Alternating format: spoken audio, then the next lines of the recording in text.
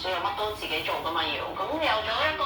基本嘅根基，可能讀咗個商科，咁你又會見過呢啲嘢，唔會覺得好陌生，就會幫助到咯。咁其實係點樣 trigger 到你係做呢一個嘅飲品咧？其實飲品係因為當初即係我畢咗業啦，咁跟住就有喺上樓鋪診症嘅，咁跟住就診咗陣之後就可能佢加租，唔係可能嗰陣時佢加我好高租，咁我就覺得我唔係想繼續咁樣做嘅，所以我唔想物色多個樓上鋪去就咁睇症，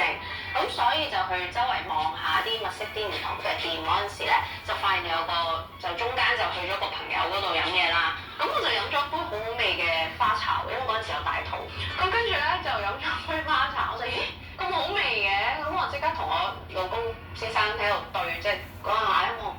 係喎，點解唔可以我哋交已經明你一下咁樣，咁跟住兩個又同時間即係覺得咦點解唔可以將呢啲普及咧？即係點解飲